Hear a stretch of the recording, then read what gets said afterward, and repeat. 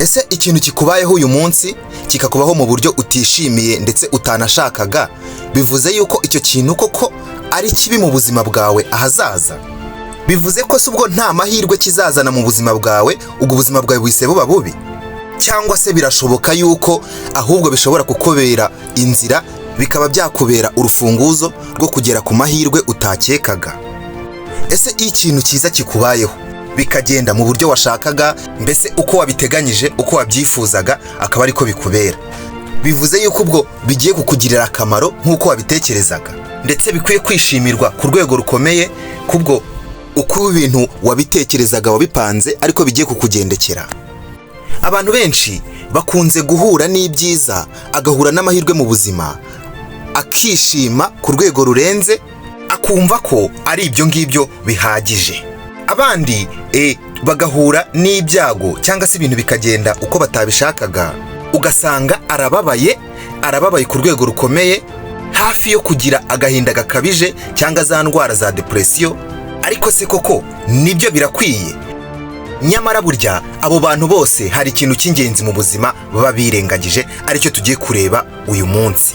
Cyane cyane uyu munsi ngewe ndashaka ba bantu ikintu kijya kibabaho mu buzima, hakaba nka event ibabaho, ibintu ntibigende uko babishakaga, bakababara cyane kuri rwa rwego rukomeye. Ndagira ngo uyu munsi cyane cyane abo bantu mwigire hino, ngira ikintu mbabwira.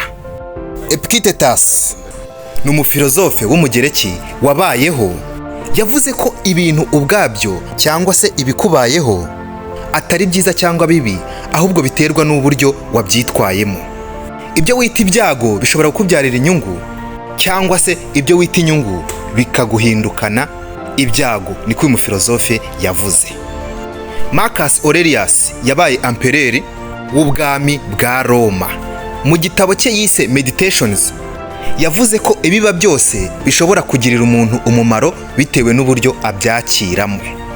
Ndetse n'abandi bafilozofe benshi n'abandi bahanga bagiye bagaruka kuri iki kintu, kivuga ko utagomba guca urubanza ko bizakugendekera neza cyangwa bizakugendekera nabi bitewe na situation wisanzemo, yaba nziza cyangwa yaba mbi, ntawamenya.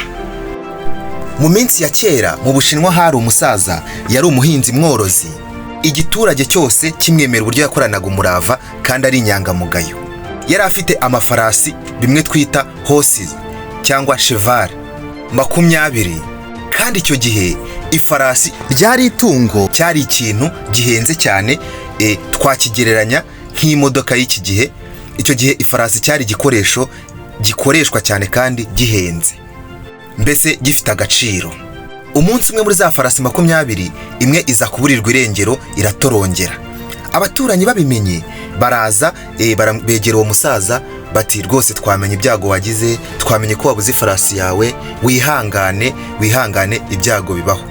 Umusaza arababwira ati, burya ntawamenya niba ibintu ari byiza cyangwa ari bibi, ubwo rero kuba nabuze ifarasi yanjye ntawamenya niba ari byiza cyangwa ari bibi. Abaturanyi birabayobera, birabashobera icyo ashatse kuvuga, batereka twigendere, wasanga atazi ikintu cyiza, wasanga atazi gutandukanya icyiza cyangwa ikibi.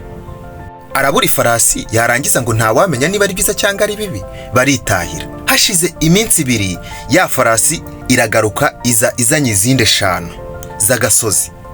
Ba baturanyi babimenye nanone baragaruka bati, turabona noneho wagize amahirwe, ni amahirwe akomeye cyane, ifarasi yawe iragarutse none izanye n'izindi, ni amahirwe akomeye cyane rwose, twari tuje kugira ngo twishimire iki kintu kikubayeho. Umusaza none arabitegereza, aravuga ati, rega ntawamenya niba ari byiza cyangwa ari bibi. Barumirwa batese uyu musaza ni iki cyamubayeho? Ikibi kiramubaho ntahinduke, n'ikiza cyamubaho nabwo ntahinduke, ubu si ibi ni ibiki? Batereka twitahire. Bukeye mu gitondo, umuhungu wa musaza mu gihe ari kumenyereza za farashi zaje z'agasozi kugira ngo bajye bazikoresha, urumva ubwo ni ukuzimenyereza, kuko zo ziba zitazi imico, ntago ziba zimeze nka za zindi zisanzwe zikora, aba ari ukuzimenyereza kugira ngo zimenyere imirimo. Mu gihe rero umuhungu we imwe ayicaye ku mugongo arimo ayimenyereza, irasimbuka imukubita hasi, avunika ukuguru. Ba baturanyi babimenye nanone baragaruka bati, mbega noneho ishyano tugushije, umuhungu wawe wari ufite ari umwe, none reba aravunitse, ko tubona iba ari ibyago noneho gusa. Umusaza arabareba arongera arababwira ati mwitahire rega, ntawamenya niba ibi bintu ari byiza cyangwa ari bibi. Abaturanyi noneho bararakara bati nta nubwo tuzagaruka ahangaha, ntabwo tuba twumva ibintu tubwira ari ibiki. Baragenda. Haciyeho nk'iminsi nk'itanu, ibwami haza abasirikare baza bareba mu ngo ngo batware abana bose, bamwe baba batangiye gusoreka, abana b'abahungu. Buriya kera iyo wabaga ufite umwana w'umuhungu atangiye kuba umusore, igihugu cyahitaga kimujyana mu gisirikare, yahitaga ajya kuba umusirikare ibwami uko byagenda kose. Mu gihe rero abasirikare baje mu ngo bagenda batwara abana b'abasore ngo babajyane mu gisirikare, abana baba abaturanyi bose baraza barabatwara b'abahungu.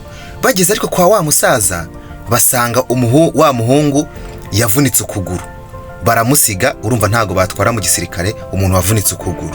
Icyo gihe rero abasirikare babaga bafite kurwana ingamba nyinshi cyane, kandi kuko nta tekinoloji yabagaho, byabaga bikubiye gake cyane ko umuntu yajya ku rugamba akagaruka ari muzima, kubera imiterere y'imirwano y'icyo gihe nta tekinoloji yabagaho.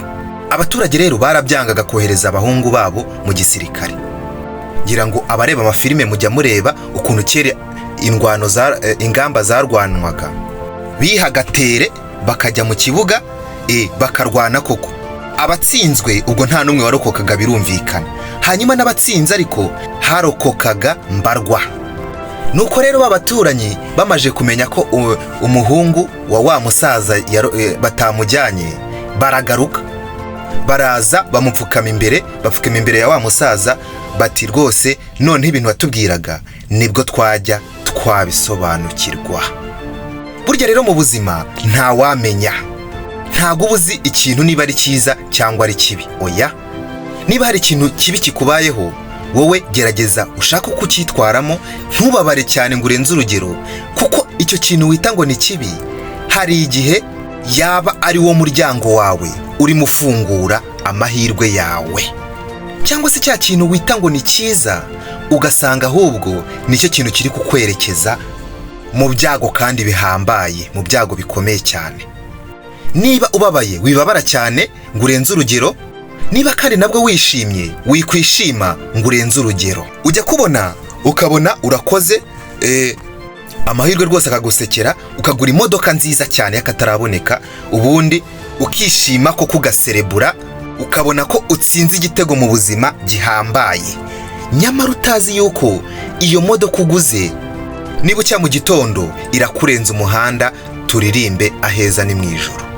Ibyo ngibyo ntago bubizi. Iga kwakira buri situwasiyo yose ije, kandi nk'uko nabibabwiye, burya buri situwasiyo yose ije jya uyishakamo amahirwe. Niyo yaba ari mbi, burya haba hari uburyo iyo situwasiyo ushobora kubonamo ikintu kandi cyiza, nubwo wowe ubona ko ari bibi gusa. Rero niwishima ujye wishima mu rugero, kandi nunababara ujye ubabara mu rugero, kuko nta wamenya icyejo haguhishiye. Kuko ndabizi ibyo iyo ikintu kikubayeho kubabara ntago byabura, ariko jya utekereza ko ibyo byago byawe, ayo mahirwe make ugize, ashobora kukubera umuryango ugufungurira ibyiza ahazaza mu buryo utazi. Kuko imiterere y'isi karemano itwereka ko bishoboka cyane. Niba iyi video igufashije, ntibibagirwe gukora subscribe kuri iyi channel yacu Ibanga Entertainment, aho twungurana inama zigiye zitandukanye zidufasha mu buzima bwacu bwa buri munsi. Namwe mumaze gukora subscribe, ndabashimira cyane, muri abantu b'ingenzi. Ciao, reka duhure muri video zikurikiye.